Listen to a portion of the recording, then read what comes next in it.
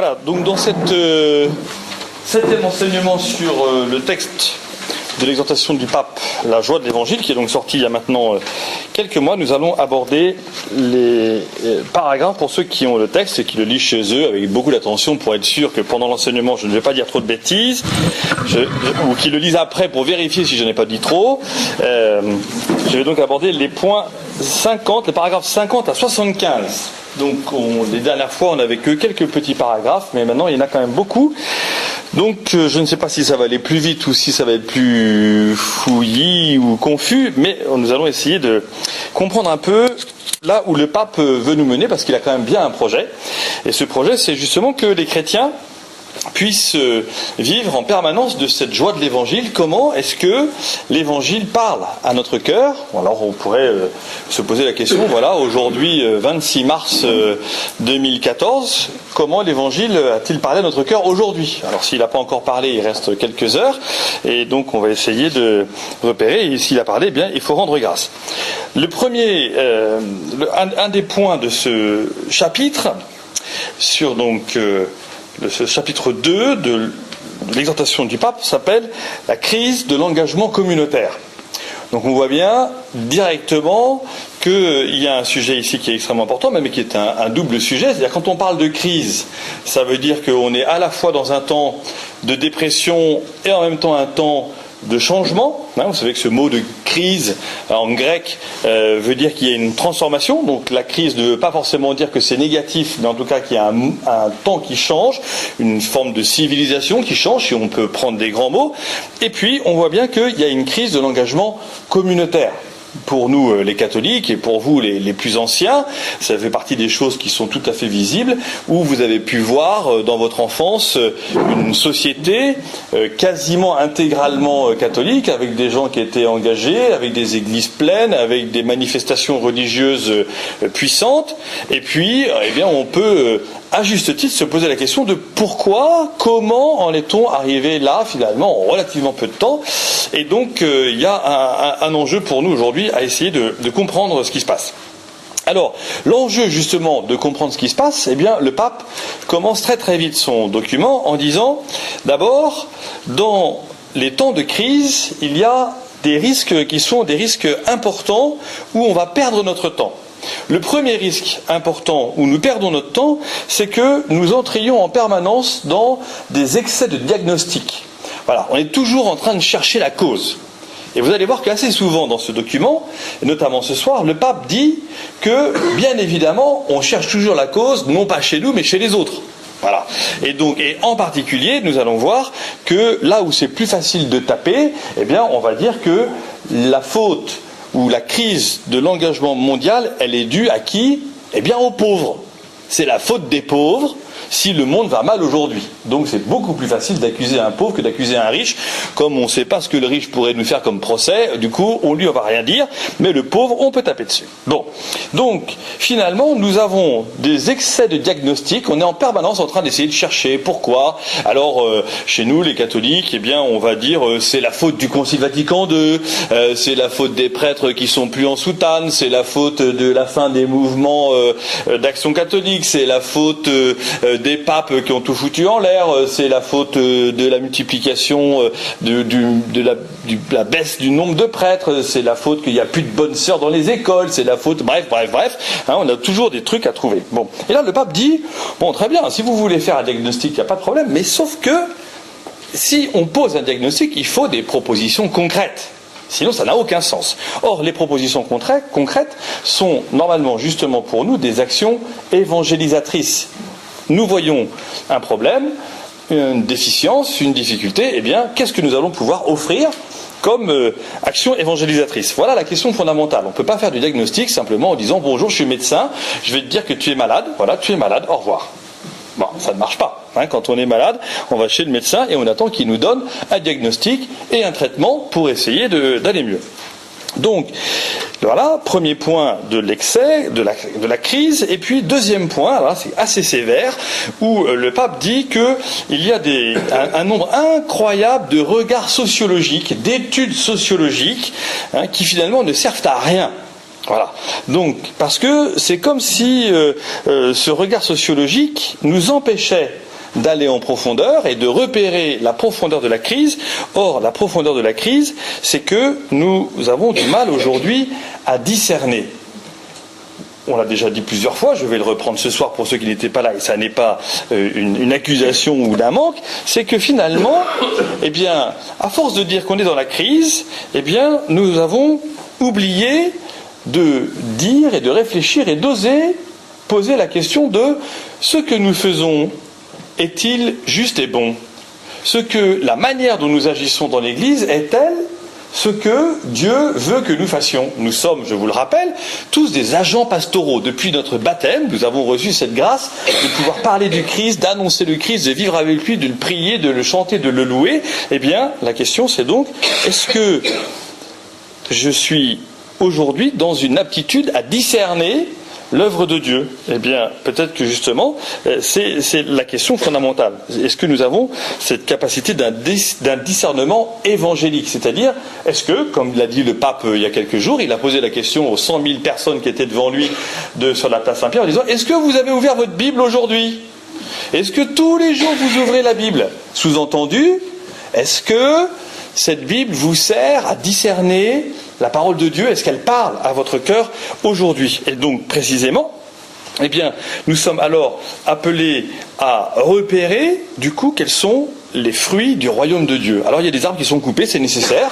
Parfois il n'y a plus qu'un arbre, parfois il y a une petite pousse sur une reprise, sur une grosse souche qu'on a coupée, on pensait que c'était fini. Eh bien non, voilà. Est-ce que nous sommes capables d'avoir en nous cette présence de l'Esprit Saint? Est-ce que nous prions l'Esprit Saint? Est-ce que l'Esprit de Dieu vient à notre secours? Est-ce que nous lui demandons qu'il vienne au secours de notre faiblesse pour repérer quels sont les fruits du royaume de Dieu? Voilà, ça c'est extrêmement important. Alors est-ce qu'aujourd'hui nous avons porté du fruit? Alors peut-être que c'est pas forcément pour tout le monde pour aujourd'hui, mais est-ce que la semaine dernière, ou est-ce que depuis le début du carême, allez comme ça, puisqu'on est à la mi-carême demain, là toutes les écoles vont bouffer des crêpes et faire bombance sans aucun problème, hein, puisque bien sûr ça fait partie des nouvelles fêtes religieuses pagano-républicaines, hein, et donc voilà, tout le monde va demain faire la fête, on va faire une espèce de demi-carnaval à la mi-carême, parce que comme ça fait effectivement 20 jours que personne ne boit de vin, ni ne mange de chocolat, ni ne jeûne, ni ne met de sauce, ni n'a pris de beurre sur ce tartine le matin, ni de confiture, ni rien, eh ben on peut faire un peu relâche. Voilà. Hein, donc demain c'est relâche, c'est la fête de n'importe quoi. Bon. Alors, du coup, eh bien, est-ce que nous avons, nous, ce dynamisme, hein, de ce disciple missionnaire, comme le pape l'avait déjà utilisé au début du document? Alors, eh bien, pour discerner, cela veut dire que nous devons être attentifs de manière constante aux signes des temps. Qu'est-ce que nous voyons?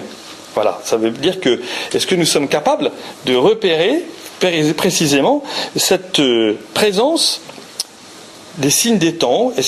Qu'est-ce qui bouge aujourd'hui et qui doit nous faire bouger et qui a toujours fait bouger les chrétiens dans un rapport au monde pour pouvoir annoncer l'évangile et parler du Christ de la manière la plus juste possible? Alors, eh bien, et il nous faut pouvoir justement nous appuyer, dit sans cesse le pape, eh bien, à la fois sur ce repérage des signes des temps, et puis en même temps faire le choix de l'esprit bon. Comment est-ce que ma vie entière, ma journée entière aujourd'hui par exemple, a été animée par la bonté de Dieu? Ce Dieu qui m'a créé, ce Dieu qui dit de moi quand je suis créé que je suis très bon, je suis créé dans l'ordre de la bonté, nous sommes créés dans l'ordre de la bonté. Eh bien, comment est-ce que nous avons été bons aujourd'hui? Comment est-ce que nous pouvons repérer la bonté qui habite notre cœur aujourd'hui ou non? Voilà, c'est possible que ce soit non. Hein, mais en tout cas, ce repérage, dit le pape, va nous permettre immédiatement de lutter contre la déshumanisation. Parce que nous serons capables de repérer, même chez les autres, ce qui fait partie de leur bonté. Nous, les Français, on le sait, nous sommes des spécialistes pour repérer ce qui ne va pas chez les autres. Nous, on est plutôt pas mal quand même, hein. Mais les autres, c'est quand même plutôt dramatique, et surtout ceux qui nous sont le plus proches, vu qu'on les connaît mieux, on connaît encore mieux leur très mauvais caractère, leur incapacité à changer, leur refus de pouvoir entendre que pourtant ce qu'on leur dit est tellement important pour leur vie. Et s'ils étaient capables de changer, quand même, ça irait beaucoup mieux pour tout le monde, hein, n'est-ce pas? On est bien d'accord. Voilà. Alors, eh bien, nous pouvons du coup réfléchir à ces fruits du royaume, et nous dit le pape en nous appuyant sans cesse aussi sur la grâce de l'Église qui depuis 2000 ans nous donne des textes, les documents du magistère, le magistère du pape, le magistère des évêques, et donc nous avons des documents là sur lesquels nous pouvons nous appuyer. C'est ce que nous faisons ce soir. Parce que, eh bien, il y a des défis aujourd'hui qui sont absolument immenses. C'est le paragraphe 52 que Marie a lu tout à l'heure. Alors, quels sont ces défis? Eh bien, ces défis, c'est que nous avons, et nous pouvons nous en réjouir, dit le pape, des pans énormes de la société et de notre monde qui ont évolué et qui sont absolument incroyables. La santé, il ne faut même pas en parler, on est absolument tous convaincus de cela, du moins je l'espère. L'éducation, la communication, il y a de plus en plus d'enfants qui savent lire et écrire, on développe les écoles, les hôpitaux, c'est absolument extraordinaire. Voilà, vraiment, il y a des recherches qui sont incroyables, il y a des maladies qu'on est capable d'éradiquer, qu'on a éradiquées depuis quelques décennies maintenant. Voilà, il y a des projets qui sont absolument immenses, il y a des chercheurs. Bref, je ne vais pas développer là-dessus, parce que tout cela, je pense que nous en sommes conscients, mais en même temps, parfois, on a le droit dans sa prière de dire merci Seigneur pour les médecins et les hôpitaux. Voilà. On a le droit, même en France, de dire merci Seigneur pour les urgences. Voilà, il me semble, parfois. On a le droit, parfois, parce qu'on est toujours en train de dire qu'on a plein d'exemples sur les urgences. Moi, la première chose qu'on m'a dit, parmi les premières choses qu'on m'a dites en arrivant à Dieppe, on dit, alors, soyons clairs, hein, mon père, si vous êtes malade, les urgences à Dieppe, en fonction de telle maladie, il ne faut pas y aller. Si vous avez de vous-même un pronostic sur les choses de votre vie qui ne sont pas top, n'y allez pas. Vous allez direct à Rouen, vous faites conduire, tout ça, machin, ok. Et puis, bien sûr, quand j'étais arrivé à Elbeuf, on m'avait dit, alors à mon père, hein, donc à l'hôpital d'Elbeuf, ils sont très bons pour ça, mais très mauvais pour ça, bref, voilà. Mais est-ce que déjà, nous avons cette capacité humblement à reconnaître que nous pouvons rendre grâce à Dieu d'avoir le système de santé que nous avons en France, hein? Je pense que c'est important, voilà. Bon, bref, il y a des progrès qui sont énormes, et en même temps, comme ils sont tellement énormes qu'on ne les voit plus, et donc on critique même ces progrès énormes. Il y a toujours à progresser, bien sûr. Voilà. Cependant, nous dit le pape, ce que nous voyons à côté de ces progrès énormes, c'est qu'il y a une précarité quotidienne, même dans nos pays riches, qui est absolument dramatique, qui n'arrête pas d'augmenter. On voit même aujourd'hui des nouvelles pathologies qui sont absolument épouvantables. Et puis parmi ces pathologies, eh bien, je pense que le pape veut aussi signifier la crainte et la désespérance de trop d'hommes et de femmes, de notre temps que nous connaissons autour de nous. Nous connaissons tous des hommes et des femmes qui véritablement dans leur vie n'ont absolument aucun ressort, pas d'espoir, pas de projet. C'est vraiment, vraiment difficile, et ça se voit peut-être moins, ou ça se voit de manière un peu différente, et donc on n'y est pas forcément attentif, mais cela devrait provoquer en nous des changements importants dans notre vie. Les conséquences de cette disparité entre les progrès énormes du monde, de la science, et les drames qui habitent tant de nos contemporains, eh bien, c'est que la joie de vivre s'est éteinte. Et la joie de vivre d'un peuple tout entier, d'une situation entière, d'un monde, s'éteint. Cette joie de vivre qui s'éteint, elle laisse en plus de manière dramatique la place à un manque de respect. Parce que quand la joie ne nous habite plus, on est toujours en train de dire que c'est pas juste que nous n'ayons pas la joie, donc il n'y a pas de raison que les autres soient joyeux. Donc finalement, ce manque de joie entraîne un manque de respect. On peut y réfléchir, vous allez voir que c'est super intéressant de réfléchir dans cette logique-là, hein, quand on demande aux enfants le respect, le machin, eh bien avant de demander le respect pour les enfants, demandons-nous s'ils ont en eux la joie de vivre. Pourquoi manquent-ils de respect aujourd'hui? Pourquoi sont-ils hargneux, méchants, en colère, agités? Bon. Et puis, du coup, ce manque de respect À quoi amène-t-il? À une augmentation exponentielle de la violence. Tout est pour nous source de violence, voilà, et pas que dans notre voiture. Et puis, nous avons aussi, alors du coup, des choses qui sont véritablement inadmissibles, comme je vous l'ai montré sur cette photo en bas à droite, de ces disparités sociales évidentes, où effectivement nous sommes dans une situation où nous nous rendons compte qu'aujourd'hui, même en France, même dans nos pays riches et partout dans le monde, eh bien, vous avez un nombre incroyable de personnes qui luttent pour vivre, et souvent même avec peu de dignité. C'est-à-dire que même leur lutte pour la vie est une lutte pour un infime rayon de dignité. Tout cela, en plus, aujourd'hui, est connu, puisque nous sommes dans un monde d'information absolument incroyable, où les connaissances sont chaque jour, là aussi, en augmentation, et du coup, nous nous rendons compte qu'à travers ces difficultés du monde, eh bien, il y a des nouvelles formes de pouvoir qui sont souvent anonymes, on va y revenir tout à l'heure, notamment avec le pouvoir de la finance, et qui, du coup, créent des injustices et des violences encore plus flagrantes, parce que on n'a plus les ressorts ni les rapports directs avec les personnes pour aller leur dire que les choses ne vont pas. Tout va bien? Bon, avançons. Du coup, nous dit le pape, à quoi est-ce que tout cela nous amène? Eh bien, à anéantir un des commandements les plus fondamentaux des 10 commandements que Dieu a donnés à Moïse, c'est « tu ne tueras pas ».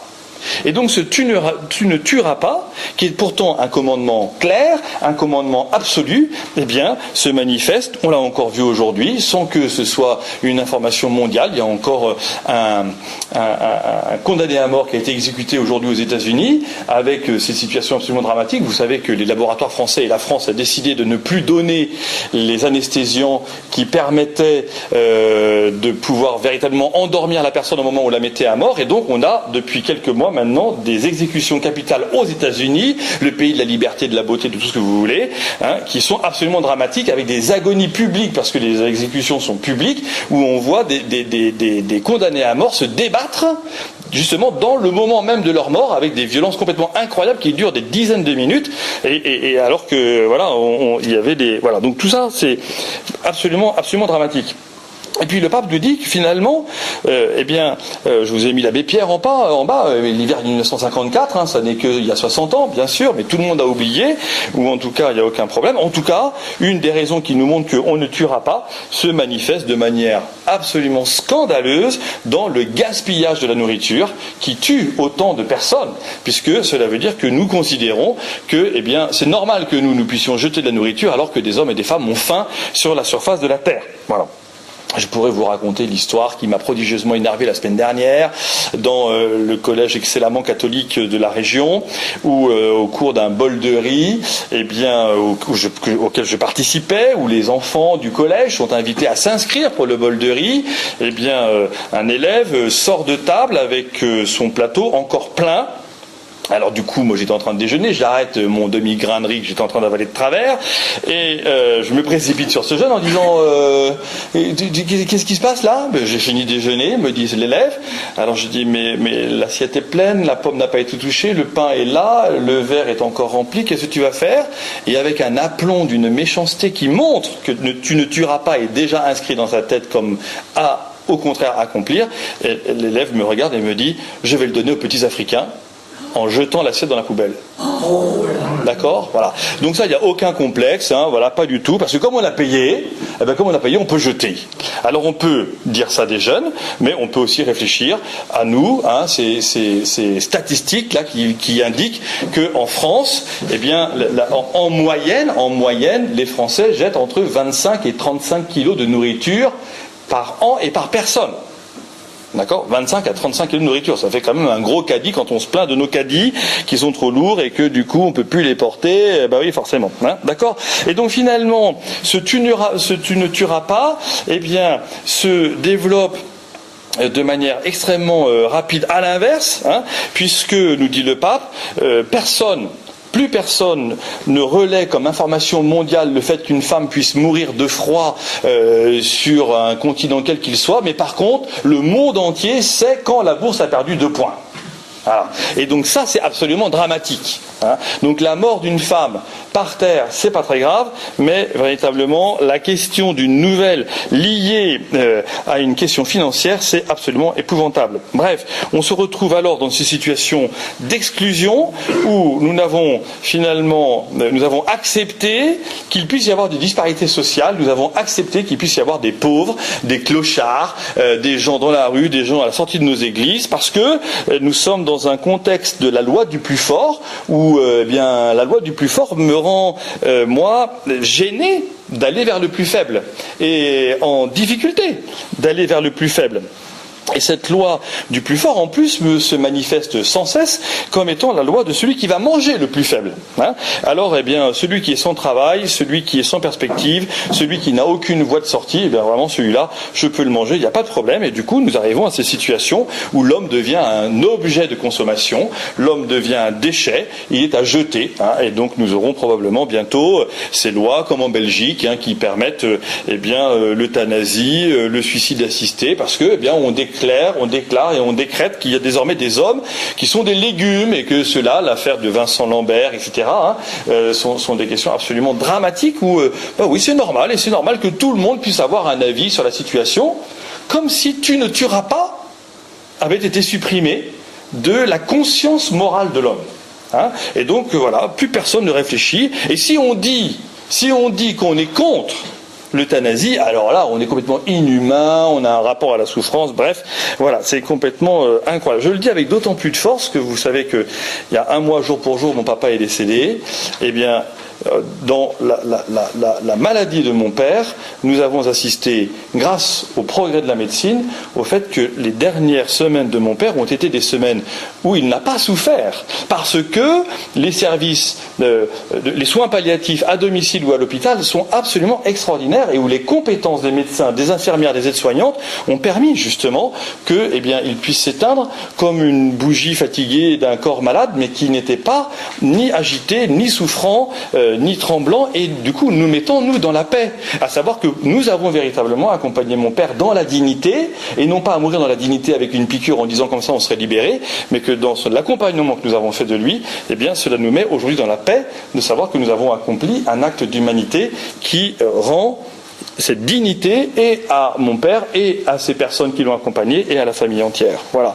Donc cette culture aujourd'hui du déchet qui est promue parce que les gens sont faibles, eh bien c'est véritablement un scandale qui fait que, eh bien, voilà, on peut être sans complexe dans une culture d'exclusion. Vous avez probablement, puisque vous voyez les informations comme moi, vous avez probablement vu ou entendu aux informations hier, qu'on s'est aperçu que les fœtus humains avortés dans des cliniques d'Angleterre servaient au système de réchauffement de la clinique.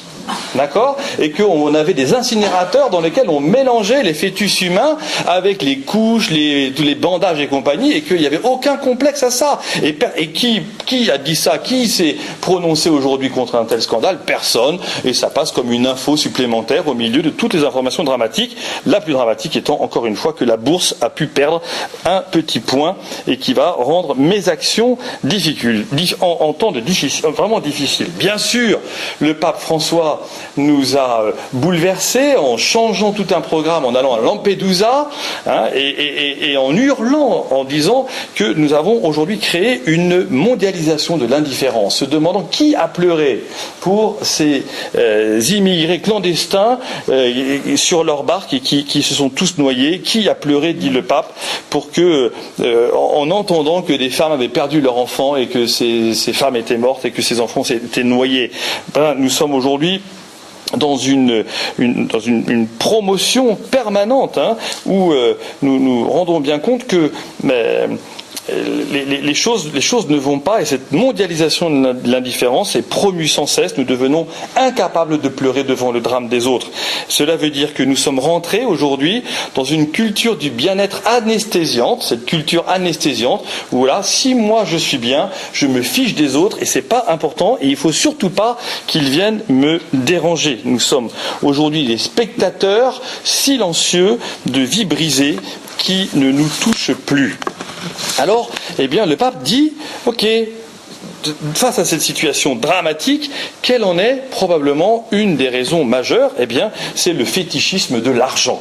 Nous avons accepté aujourd'hui que l'argent soit prédominant en tout, pour tout et sans cesse dans nos propres vies et dans la société. La crise financière, dit le pape François, n'est pas la crise que nous vivons, dit le pape François, n'est pas une crise financière, c'est une crise de l'homme, c'est une crise anthropologique. Où se situe l'homme? L'homme aujourd'hui se situe dans son porte-monnaie. Dis-moi combien tu as et je te dirai si tu m'intéresses. Mais ne me dis pas quelles sont tes capacités, tes talents, tes dons, parce que tout ça, ça ne peut pas se calculer. Donc la crise financière est en fait une crise de notre incapacité aujourd'hui à nous réjouir des dons et des talents des hommes, quelle que soit la notion de leur porte-monnaie. Nous sommes arrivés aujourd'hui avec ce fétichisme de l'argent à nier le primat humain. Nous avons aujourd'hui décidé que, il y aurait une dictature de l'argent. Cette dictature, en plus, elle est complètement sans visage et elle est sans but humain. L'homme est réduit à la consommation. Et tout est réduit à la consommation. Nous avons alors, nous le savons tous, une augmentation incroyable de la richesse chez un tout petit nombre de personnes sur la surface de la Terre et une augmentation incroyable de très pauvres qui ne disposent pour eux que de quelques pourcents de la richesse mondiale. Il y a aujourd'hui un déséquilibre. Ce déséquilibre, il est fondé sur mon autonomie d'abord et les autres, on verra plus tard.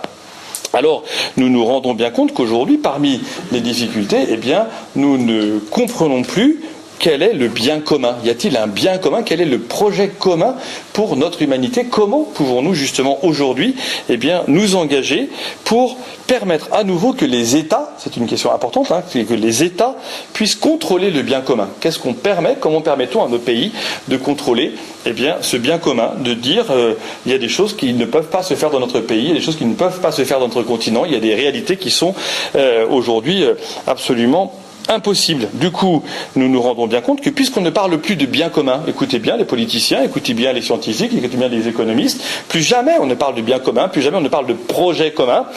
Et donc du coup, nous assistons aujourd'hui à une évasion fiscale égoïste, à une augmentation de la corruption, même entre nous. Le petit travail au noir avec le mec du coin, tout ça, c'est nickel, parfait, pas de problème. Ça vous coûte moins cher, mais ça crée de l'injustice, ça crée de la corruption, et du coup, tout le monde se satisfait de ça. C'est pas très grave. Mon père, je n'ai pas tué, je n'ai pas volé. Mais si tu as volé.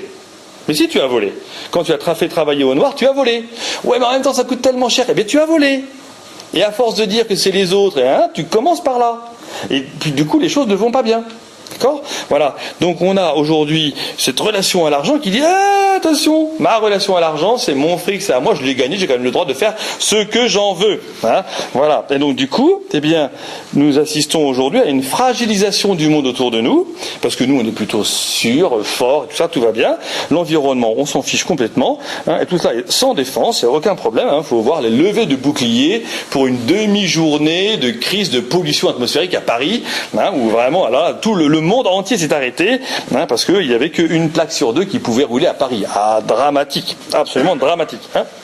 Voilà.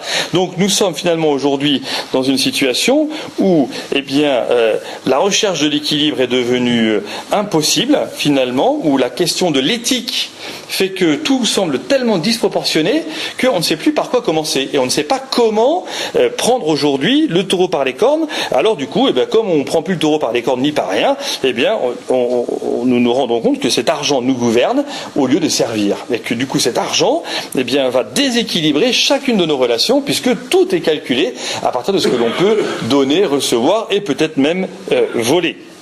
Voilà. Et donc, par exemple, le pape cite à un moment Saint Jean Chrysostome, que tout le monde connaît et lit tous les soirs, parce que les pères de l'Église sont tellement exceptionnels qu'on ne peut pas s'en passer une fois qu'on a commencé à les connaître. Voilà, Saint Jean Chrysostome qui est mort en 407, quand même, voilà. Et donc, Saint Jean Chrysostome disait « Ne pas faire participer les pauvres à ses propres biens, c'est les voler et leur enlever la vie. Ce ne sont pas nos biens que nous détenons, mais les leurs. » Voilà. Petite citation qui fait du bien, qui nous permettra de nous coucher en paix ce soir. Voilà. Du coup, on va essayer d'avancer un peu encore. Du coup, nous dit le pape, il y a forcément des défis. Les défis de la réforme financière, c'est de permettre à nouveau que l'argent soit au service et non pas comme organe de gouvernement. Les riches doivent aider les pauvres, dit le pape, les respecter et les promouvoir. les riches doivent aider les pauvres, les respecter et les promouvoir. Comment ? Eh bien, par une solidarité désintéressée et puis par un retour à une économie qui va être en faveur de l'humain. Tout ça, ça commence, nous, déjà, ici, dans les gens que nous voyons. Par exemple, je reprends l'exemple de ce grand collège catholique local, que je ne citerai pas pour respecter. Eh bien, donc vous ne pouvez pas imaginer lequel c'est. Eh bien, quand je parle de la nourriture avec les jeunes, justement pour essayer de transformer le bol de riz en fait du non-gaspillage, eh bien, je me rends bien compte que, en fait, ils ne connaissent même pas le nom des gens qui les servent, d'accord ? Ça fait 4 ans que 5 fois par jour, ils viennent au self, ok ? Et donc, quand, pour essayer de les choquer, je dis, comment s'appellent les humanoïdes qui vous donnent vos assiettes le midi ? Il n'y en a aucun dans une classe qui est capable de donner le prénom, ou le nom. C'est Madame Machin, non, c'est zéro, c'est des humanoïdes. Voilà, nous avons des gens derrière un truc là qui finalement sont déshumanisés, d'accord ? Voilà. Alors cela veut dire que nous nous rendons bien compte que tout cela, ça crée une violence absolument terrible, et que cette violence terrible, elle intervient dans un contexte où on est toujours en train de demander plus de sécurité, d'accord ? Or, l'absence de sécurité, c'est nous qui la créons. Parce que nous n'avons pas ces relations humaines. Du coup, nous nous rendons bien compte que l'exclusion sociale et les disparités sociales créent cette violence. Alors, cela veut dire que forcément, on va chercher les coupables. Les coupables, c'est les pauvres. Qu'est-ce qu'ils font, les pauvres ? Ils font rien. D'accord ? Ils travaillent pas, ils n'ont pas de diplôme, ils nous énervent, ils font la quête, ils font la queue au resto du cœur, ils ont tous les tickets, les bons de rationnement, comme à la guerre, tout va bien, etc. Sauf que, y a-t-il un moment où nous sommes capables, moi, de leur donner une chance. La chance, ça ne sera pas forcément un travail. Je n'ai pas forcément la capacité de donner un travail. Mais la chance sera peut-être qu'il y ait au moins une personne avec qui ils puissent devenir amis, et que ce soit moi, et que je connaisse leur prénom, et que je connaisse leur histoire, et que je leur rende une forme de dignité. Parce que forcément, on ne va pas les faire devenir ingénieurs s'ils ont quitté l'école à 12 ans. Ou peut-être un jour, mais pas tout de suite. Donc, de là où on va partir, est-ce que nous arrivons avec nos échelles de valeur en disant « Oh là là là, ça part de tellement loin, c'est mal barré » ou bien est-ce qu'on est capable de les accompagner de là où ils sont ? Et bien là où ils sont, chacun, à sa mesure, nous sommes capables de pouvoir augmenter les chances de pouvoir s'en sortir, ne serait-ce que par le retour à la dignité de chaque homme et de chaque femme. Est-ce que nous sommes capables déjà, dans le monde, est-ce que nous pourrions ensemble avancer sur cette reconnaissance de la dignité de chaque homme et de chaque femme ? C'est-à-dire qu'avant de les juger sur les raisons pour lesquelles ils ne sont pas comme nous, ils n'ont pas les mêmes choses que nous, est-ce que nous connaissons leurs prénoms ? Est-ce que nous avons appris à les connaître ? Parce que si nous ne faisons pas ça, dit le pape, eh bien nous allons arriver à l'explosion. Et l'explosion de la société sera véritablement le risque le plus grand. Parce que cette explosion, qu'est-ce que cela veut dire ? Ça veut dire que nous sommes comment l'explosion va venir ? Eh bien l'explosion, elle va venir parce que nous repoussons sans cesse très loin de notre cœur, et là vous allez comprendre pour ceux qui sont là depuis longtemps et qui m'écoutent, eh bien que nous mettons tous ces gens à la périphérie. Eh bien c'est cette périphérie qui va créer l'explosion. C'est pas mon cœur qui va créer l'explosion, parce que moi je suis tranquille. D'accord ? Mais tandis que plus on repousse les gens loin de notre cœur, dans cette périphérie des existences, eh bien, c'est ça qui crée de l'explosion. Et c'est pour ça que le pape dit qu'il faut aller dans les périphéries de l'existence. Parce que les périphéries de l'existence, c'est-à-dire qu'il faut rejoindre les gens là où ils sont. Et pas leur dire, chez moi c'est mieux, et qu'ils restent chez eux, parce que sinon, ça va pas être possible. Voilà. Donc, si nous arrivons à rejoindre, eh bien, les personnes dans ces périphéries, eh bien, nous allons, du coup, mettre fin à cette violence, parce que nous allons créer ces ponts, ces relations qui vont permettre justement d'avancer. Le bien se communique, dit le pape François, le mal aussi, mais du coup, quand le mal se communique et qu'il est éloigné de notre cœur, eh bien, c'est du coup l'explosion, c'est-à-dire que c'est la fin de la paix. Et donc la fin de la paix du cœur, eh bien, c'est une guerre dont on n'a aucun moyen de l'arrêter, parce que c'est comme l'argent, elle devient insaisissable, on ne sait pas d'où elle est partie, ni qui l'a provoquée, ni comment la récupérer, et quelles mesures prendre pour donner la paix. Voilà. Donc, eh bien, une des manières, justement, pour lutter contre ce risque de l'explosion, c'est d'arrêter l'exagération de la consommation, nous dit le pape. J'en suis au numéro 60. Je suis obligé d'accélérer, c'est dramatique. D'accord ? Donc, cette exagération de la consommation, qu'est-ce qu'elle provoque ?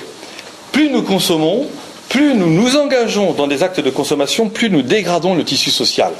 Parce que nous sommes dans une course permanente au plus, et ce plus de la consommation, eh bien, se voit notamment, dit le pape, pas forcément dans les supermarchés, mais dans la course aux armements.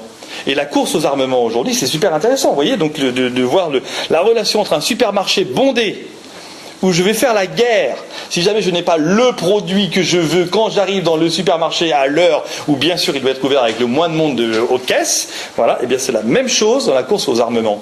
Finalement, c'est la recherche pour moi de la sécurité que j'ai décidé pour moi.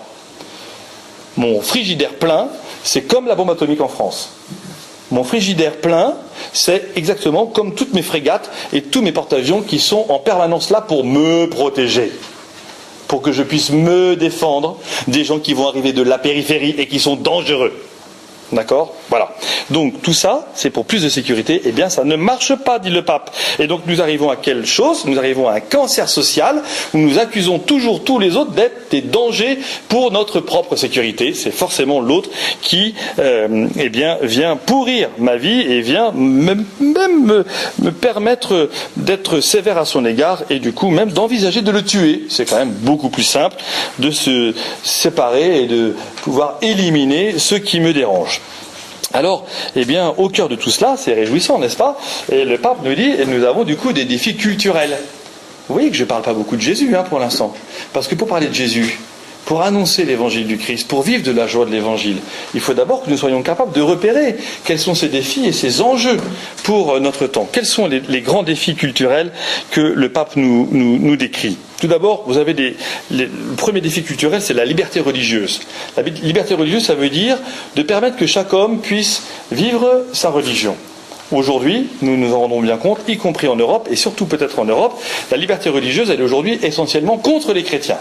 Et donc cette liberté religieuse contre les chrétiens devient, dans certaines situations, absolument alarmante, où on se rend bien compte que tout cela donne naissance à des idéologies, à des crises graves qui forment des préjudices dans le cœur des croyants, qui ont l'impression que dans certains pays, dans certaines situations, dans certaines zones de leur propre pays, eh bien, ils n'ont plus le droit ni de vivre leur foi, ni de dire qu'ils sont croyants, ni de dire qu'ils aimeraient pouvoir changer la société grâce à leur foi, mais que cela devient aujourd'hui difficile. Bref, on se rend bien compte, là encore, que eh bien, la question de l'appartenance à la religion, eh bien, est considérée par beaucoup comme véritablement une entrave à la croissance de la société. Ensuite, on se rend bien compte aussi, c'est la deuxième image avec l'arbre déraciné, alors c'est plutôt un arbre en Normandie, alors que la question n'est pas aujourd'hui essentiellement liée à la Normandie, mais sur le fait que la mondialisation, dit le pape, détériore les racines culturelles d'un grand nombre de pays. Notamment, il dit que la détérioration des racines culturelles se fait bien sûr chez les plus pauvres, donc notamment en Afrique et notamment en Asie, qui sont en permanence en train de se faire bouffer par les plus riches. On sait aujourd'hui quels sont les deux pays quasiment propriétaires intégraux de toute l'Afrique. Quand on sait que la Somalie, qui est aujourd'hui un des pays les plus pauvres du monde, dans un état absolument de désespoir absolu, la Somalie, il y a 40 ans, était autonome dans son agriculture. Autonome dans son agriculture. Voilà. Il y a aujourd'hui plus de 70% des terres agraires de la Somalie qui ont été vendues à un pays par là. Voilà. Okay.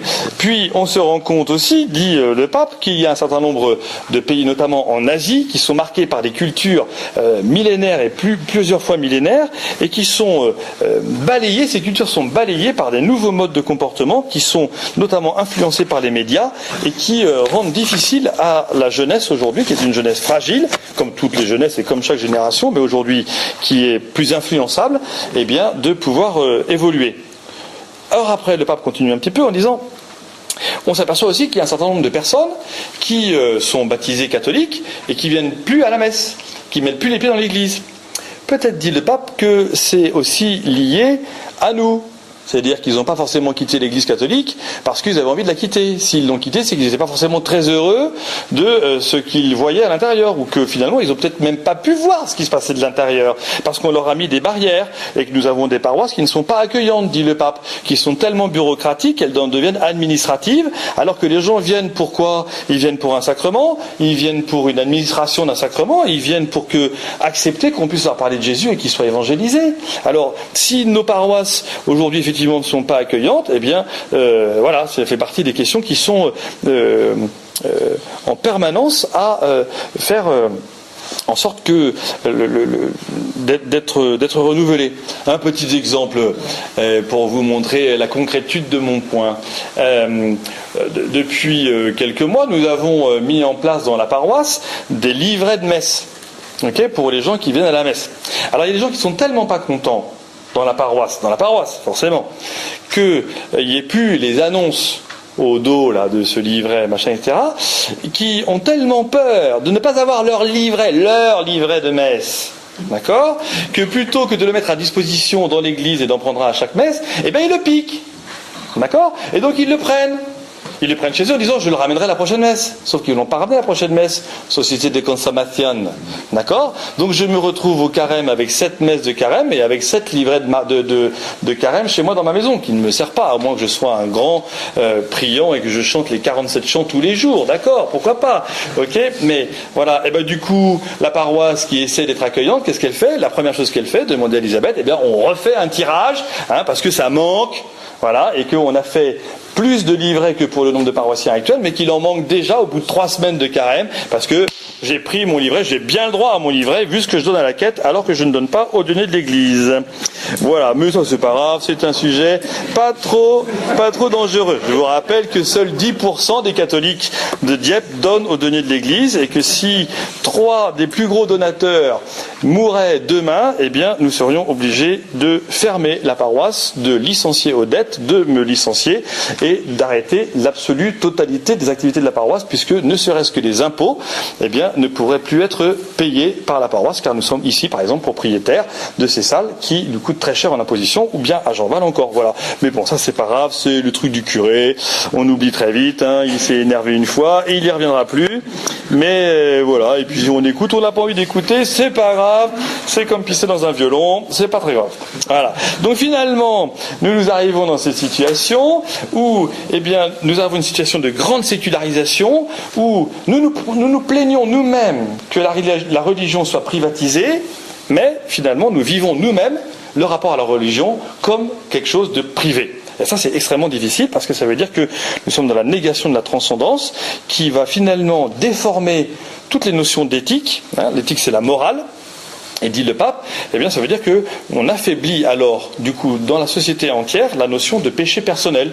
Plus personne n'est responsable, d'accord? Et donc c'est la société qui va mal. C'est la société qui va mal. Voilà. Alors finalement, eh bien nous nous rendons bien compte que, eh bien, ceux qui nous regardent et qui vont créer la société de demain, à savoir les jeunes, ils disent attends, pourquoi faire des efforts? Ils sont tous pourris. Les politiciens, les ouvriers, les plaquistes, les banquiers, les docteurs, tout le monde est pourri. Donc finalement, les jeunes qui sont fragiles et influençables, ils sont en train de construire leur propre existence en disant je vais apprendre surtout à bien me débrouiller par moi-même. Et les autres, s'ils crèvent, c'est pas très grave. D'accord? Donc on rentre aujourd'hui dans une notion de relativisme moral. Chacun fait ce qu'il veut. Et puis, voilà, moins j'en fais avec les autres, mieux je me porte. Voilà. On arrive même aujourd'hui à des situations où quand l'Église rappelle ces choses absolument évidentes, on lui demande de se taire, puisque tout le monde sait aujourd'hui que l'Église catholique, notamment, est un obstacle à la liberté individuelle. Voilà, ça c'est évident. Voilà.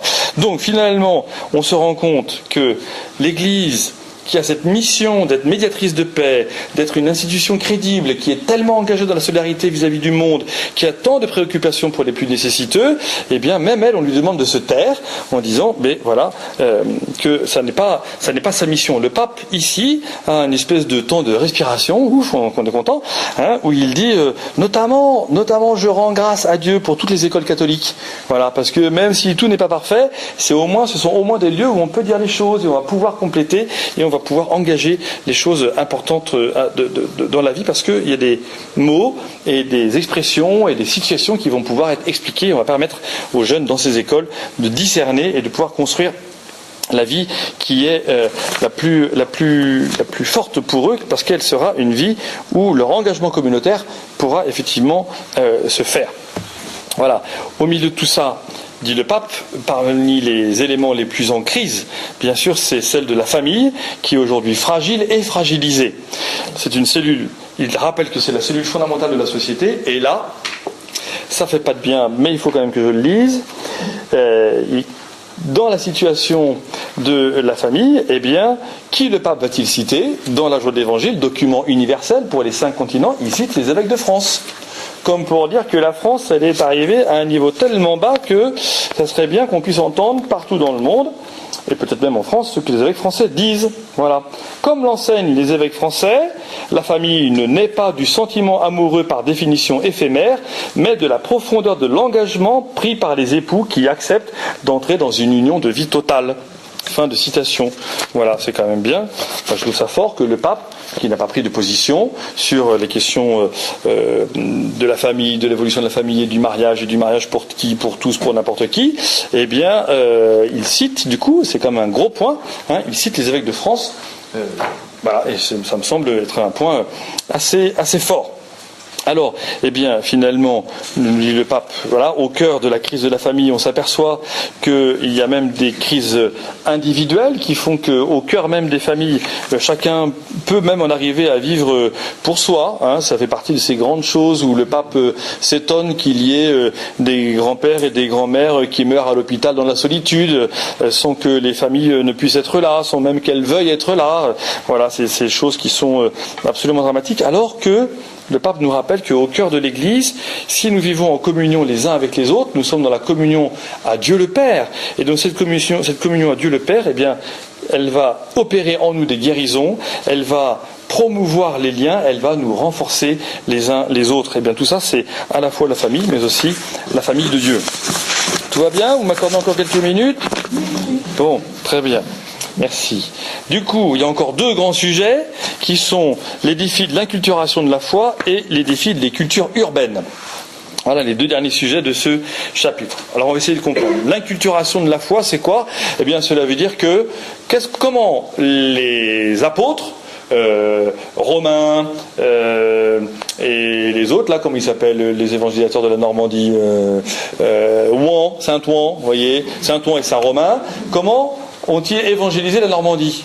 Parce qu'on était quand même un peu sauvages, hein. On l'est encore un peu, donc ils n'ont pas tout réussi, mais eh bien, ils ont essayé de comprendre la culture du lieu dans lequel ils étaient. C'est ce qu'on appelle l'inculturation de la foi, d'accord? L'évangile, il vient de Jérusalem, de Bethléem, de Nazareth, tout ça, hein, eh bien, et à chaque fois, dans chaque endroit où on arrive, dans chaque lieu où on arrive, l'enjeu de l'évangélisation, c'est comment l'évangile va-t-il pouvoir transformer la société dans laquelle nous nous trouvons ici. Voilà. Alors, le pape dit qu'effectivement, on s'aperçoit aujourd'hui qu'il y a encore en Europe occidentale, il ne le nomme pas comme ça, mais enfin, il nomme les Occidentaux, il dit qu'il y a 2 choses qui sont très importantes, moi je trouve ça très fort, il dit qu'il y a une présence de l'Esprit Saint. Voilà. Quand on gratte un petit peu avec les gens, avec nos contemporains, on s'aperçoit qu'on est capable, nous, comme chrétiens, de repérer chez eux la présence de l'Esprit Saint. Ils ont fait un choix bon, ils ont pris une bonne décision, ils ont décidé de se réconcilier, ils ont serré la main à leur voisin alors qu'il leur a fait des crasses dans la poubelle du syndic. Bref, voilà, plein de choses. Et puis, dit le pape, il y a aussi les semences du Verbe. Il y a quand même, il y a des choses qui poussent, et donc pour lesquelles nous devons être attentifs. Ça veut dire que l'inculturation, elle est toujours en train de se développer, et c'est à nous de repérer, voilà, les choses qui sont importantes dans notre situation. Cela veut dire que, eh bien, il y a un monde. Le monde dans lequel nous vivons, il est doté aujourd'hui par une forme de culture populaire, de choses qui sont très très anciennes dans la tête des gens, dans le cœur des gens, qui a déjà été évangélisé, leur cœur a déjà été évangélisé, ils ont déjà reçu l'évangile, mais aujourd'hui c'est un peu parti en live, quoi. Hein, donc voilà. Alors comme on dit, qu'est-ce que nous dit le pape? Eh bien, il nous dit que dans les pays catholiques, ou tradition catholique, notre mission c'est d'accompagner. Voilà. Vous avez dans les pays qui sont de tradition non catholique l'enjeu de favoriser des nouveaux processus d'évangélisation. Mais en tout cas pour tous, cela veut dire qu'il y a toujours des temps de purification, toujours des temps de maturation, et qui doivent être en permanence pour nous l'occasion de réfléchir à la question de la piété populaire et de l'engagement des gens. Par exemple, un truc extrêmement concret. Dans l'église Saint-Jacques de Dieppe, vous avez un nombre incroyable de gens qui viennent tous les jours mettre un cierge dans des chapelles annexes. Saint-Rita, Saint-Antoine, les causes désespérées, les causes qui vont bien, les pas bien, tout ce que vous voulez, d'accord ? Si vous discutez 2-3 minutes avec ces gens-là, ce que moi je fais toutes les semaines, ils ne connaissent pas le Notre Père, ils ne connaissent pas le Je vous salue Marie, ils ne savent même pas faire le signe de croix. Mais tous les jours, ils viennent mettre un cierge à Sainte-Rita. Tous les jours, ils viennent voir Saint-Antoine. Ils n'ont jamais fait de la différence avec une statue de la Sainte Vierge ou de Sainte Thérèse de l'Enfant Jésus. Ils ne savent même pas qu'il y a un Saint-Sacrement. D'accord ? Eh bien, est-ce que j'ai 2 axes là possibles ? J'ai païen sort de mon église, ok, voilà, premier axe, c'est possible, voilà. Hein, ou bien le deuxième, c'est que puis-je faire et comment pouvons-nous faire, nous, paroisse de Dieppe, pour permettre à toutes ces personnes qui rentrent dans cette église par tradition populaire, par piété populaire, de pouvoir comprendre qu'il y a en eux une œuvre de Dieu qui est plus puissante que ce qu'ils peuvent imaginer. Vous voyez, c'est radicalement différent, je pense. Voilà. Donc il y a un petit peu de travail. Voilà. Alors ça veut dire que du coup, on va pouvoir apprendre entre nous à faire de la promotion sociale. Parce que les gens qui viennent dans l'église, ils sont comme nous. Et donc on va avoir une promotion sociale, on va se promouvoir mutuellement en apprenant les uns les autres à savoir pourquoi on est là et ce qu'on vient y chercher. Alors eh bien effectivement, il y a des gens qui sont aujourd'hui déçus de la foi catholique, mais cela ne veut pas dire que nous ne pouvons pas être capables, dit le pape, de repérer chez eux ce qui va leur permettre d'adhérer au Christ. Enfin, vraiment pour terminer, dernier grand passage que le pape décrit ici, il décrit les défis des cultures urbaines. Donc les cultures de la ville. Voilà. Qu'est-ce qui se développe dans les villes ? Quelles sont les cultures qui se développent dans les villes ? Aujourd'hui, dit le pape, eh bien, le monde entier, quasiment, je crois que c'est 95% de la population mondiale qui habite dans des villes, eh bien, le pape dit, c'est génial, parce qu'en fait, qu'est-ce qui se passe quand on lit la dernière page de la Bible ? C'est le document que Christian a lu tout à l'heure, la parole de Dieu qui a été lue tout à l'heure. Eh bien, c'est que la plénitude de la révélation, la fin de l'annonce du Christ et la fin de l'Apocalypse, ça se passe dans une ville. Alors ça ne veut pas dire que le pape dit qu'on n'est pas loin de l'Apocalypse Nao, hein, mais en tout cas ça veut dire que voilà, le principe de la ville, plutôt de nous faire peur, plutôt de dire oh, il y a trop de monde dans les villes, il faut qu'on aille habiter à la campagne, le pape il dit non, attention, est-ce que nous sommes capables de poser un regard de contemplation dans la ville ? Vous voyez, vous connaissez peut-être cette fraternité monastique de Jérusalem, hein, qui est une œuvre nouvelle, une congrégation qui a été créée il y a 40 ans ou 50 ans, ou peut-être même un peu moins, et qui du coup met des moines dans la ville. Là, je vous ai mis l'image, la photo de la chapelle Notre-Dame de Pentecôte au cœur de l'esplanade de la Défense, à Paris. Hein. Voilà. Donc ça veut dire que le pape dit, mais Dieu habite nos maisons, Dieu habite nos places, Dieu habite nos quartiers, et comment est-ce que nous sommes, nous, capables, dans la ville, de le repérer, de le manifester, et de nous en réjouir ? Qu'est-ce qui nourrit notre prière le soir quand on va se coucher ? Dans quelle rue avons-nous marché ? Dans quelle personne avons-nous croisé ? Quel magasin avons-nous vu ? On a peut-être vu un magasin fermé, en disant ah c'est dramatique les magasins fermés, c'est vrai. Mais est-ce que j'ai du coup prié pour la personne qui avait fermé son magasin ? Est-ce que j'ai prié pour plein de choses, vous voyez ? Et du coup, ma spiritualité peut devenir une spiritualité urbaine. Et du coup, parce que j'habite dans la ville, parce que nous sommes des citadins, parce que nous sommes des urbains, est-ce que notre spiritualité devient une spiritualité de la ville ? Et du coup, de cet apocalypse où Dieu se révèle et où Dieu se manifeste dans la complexité des cultures, dans la complexité des échanges, dans la complexité de l'interreligieux, de l'interculturel, de l'interracial, de tout ce que vous voulez. Et donc, nous dit le pape, eh bien ça c'est génial pour nous, parce que c'est le texte qu'on a entendu dimanche dernier, hein, eh bien ça veut dire que nous sommes comme Jésus au puits de Jacob, qui rencontre la Samaritaine et qui veut aller en profondeur. Voilà, il y a des profondeurs dans nos villes qui sont absolument inconnues. Eh bien, nous pouvons faire comme Jésus dans cette rencontre avec cette étrangère à qui il ne parlait pas. Combien d'étrangers on a croisés aujourd'hui ? Combien de personnes on a vues aujourd'hui sans dire bonjour ? Voilà, c'est des étrangers pour nous. Mais tout ça, c'est pour nous le puits de Jacob. Tout ça, pour nous, c'est la Samaritaine. Tout ça, pour nous, c'est véritablement cette capacité à repérer le sens religieux profond qui existe en chaque homme et en chaque femme que nous rencontrons passeront, que nous croisons. Voilà, on va peut-être voir des mamans gueuler sur leurs gosses sur le trottoir, machin. Et bien, malgré tout, ils ont un sens religieux profond, parce qu'ils ont accueilli la vie. Et qu'en ayant accueilli la vie, ils sont peut-être pas forcément des bonnes mamans comme on aimerait, ou des bons papas, ou des bons bosseurs, etc. Mais il y a un sens religieux profond. Et c'est à nous de le dévoiler, c'est à nous de le révéler, c'est à nous de le dire. Et si on ne le dit pas, eh bien les gens ne le sauront jamais. Et du coup, donne-moi à boire de Jésus à la Samaritaine. Comment toi, un étranger, tu me parles, tu as soif? Ben vas-y, débrouille-toi tout seul. Non. On va voir que du coup, ce dialogue patient, compliqué, eh bien, va permettre que justement nos villes deviennent les lieux nouveaux de la contemplation. C'est à nous de permettre que nos paroisses, nos églises deviennent des lieux de prière, de communion, des lieux où on va pouvoir véritablement se ressourcer et on va pouvoir trouver des innovations et des lieux d'attraction. Il n'y a pas une manière de faire une paroisse, il n'y a pas une manière d'évangéliser, il n'y a pas une manière de savoir comment on parle du Christ, il n'y a pas à avoir de rigidité dans notre manière de parler du Christ et notre rapport à l'Église, mais véritablement, il y a pour nous une souplesse qui est celle de l'Esprit Saint à pouvoir être en permanence au cœur des défis de notre monde. Je vous remercie.